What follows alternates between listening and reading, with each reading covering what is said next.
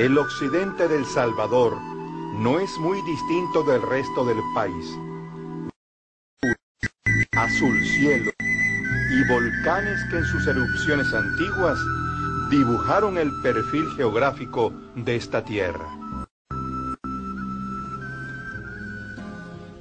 Muchos de sus habitantes, como lo hacían nuestros antepasados pipiles, fabrican petates y canastos, trenzando el carrizo y el tule.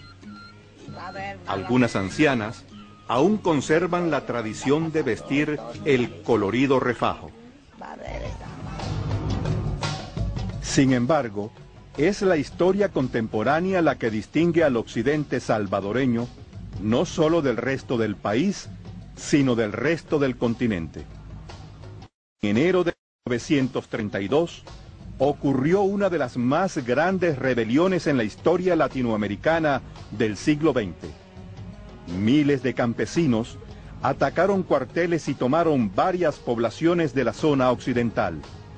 Las fuerzas gubernamentales respondieron con la masacre de unas 10.000 personas, en su mayoría indígenas, en un país que entonces tenía escasamente 1,5 millones de habitantes.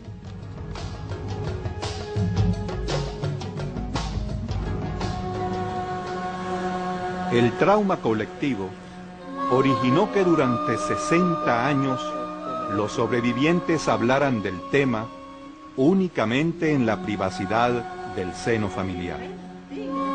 Los acuerdos de paz de Chapultepec, que pusieron fin a la guerra civil de los 80, abrieron espacios políticos.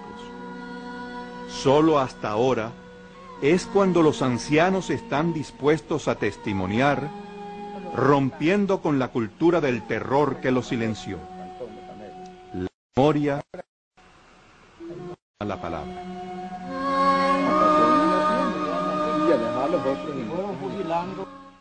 La crisis económica mundial de los años 30 originó la caída de los precios del café, provocando la reducción de los salarios campesinos, aumentando el hambre y la miseria. Harris, agregado militar en El Salvador, comentó un mes antes de la insurrección: entre 30 y 40 familias son propietarios de casi todo el país. Viven con esplendor de reyes. El resto de la población prácticamente no tiene nada.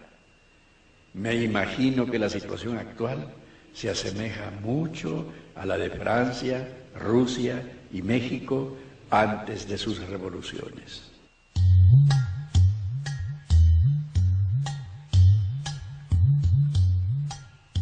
Durante los gobiernos de don Pío Romero Bosque y del ingeniero Arturo Araujo, se permitió cierta libertad. Libertad que fue aprovechada por los dirigentes sindicales para la organización laboral en medio de la crisis económica. En un primer momento, presionaron por aumentos salariales. Habían logrado organizar toda la cumbre llamada de Jayaque. El comunismo lo que ofrecía, íbamos a ganar 50 centavos, la tarea de 8 brazadas en cuadro, de 8 cuartas la brazada, mire la carillita iba a ser chiquita. Pero la gente se mostró comprensiva, ¿verdad?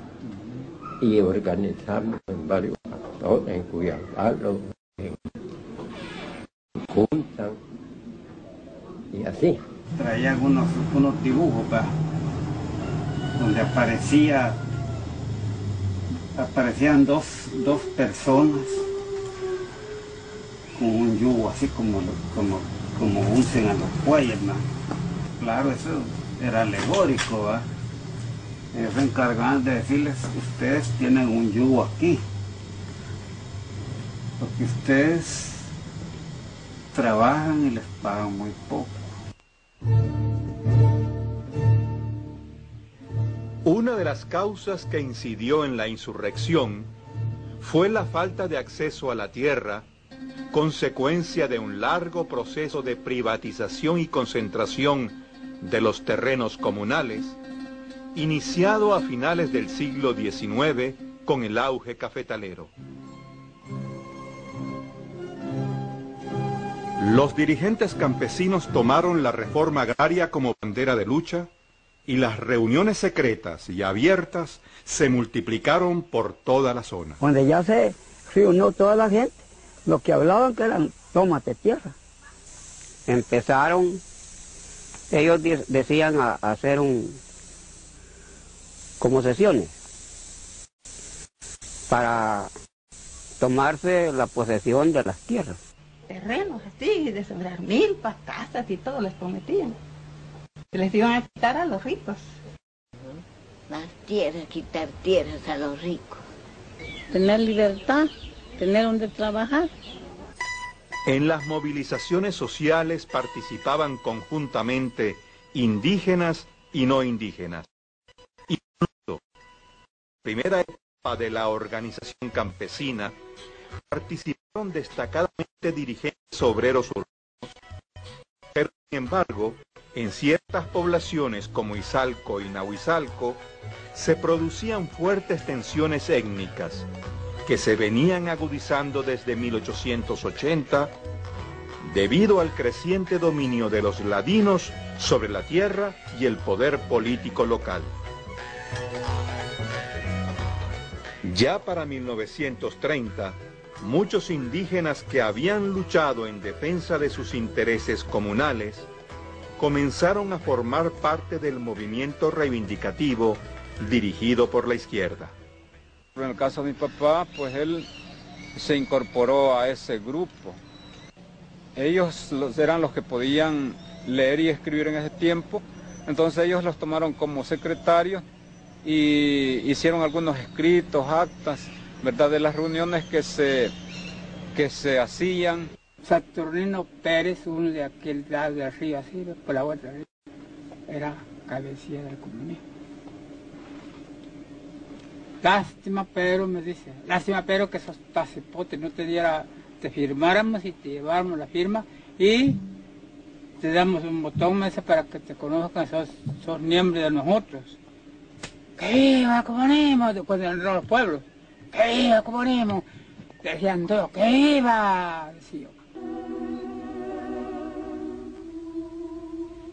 Curiosamente encontramos una dimensión religiosa acompañando al movimiento social. Durante el año 1931, en Ahuachapán, se difundió el culto a la Virgen del Adelanto, en el cual participaron activistas campesinos. La memoria de los ancianos de alguna forma vincula el fenómeno religioso con el movimiento reivindicativo. Después de esas cosas andaba una bulla de que estaba una virgen que le decían del Adelanto, ¿se acuerdan? Al poco de esa bulla comparecieron las camionadas de autoridades. En los años 20 y 30, a pesar del rígido patriarcado reinante en la sociedad salvadoreña, las mujeres tomaron parte en los movimientos políticos y sociales. Un informe de la Federación Regional de Trabajadores Salvadoreños señala que de 1.700 miembros afiliados en Nahuizalco, 544 eran mujeres. En las organizaciones sindicales hubo una participación significativa de trabajadoras en las plantaciones de café y de obreros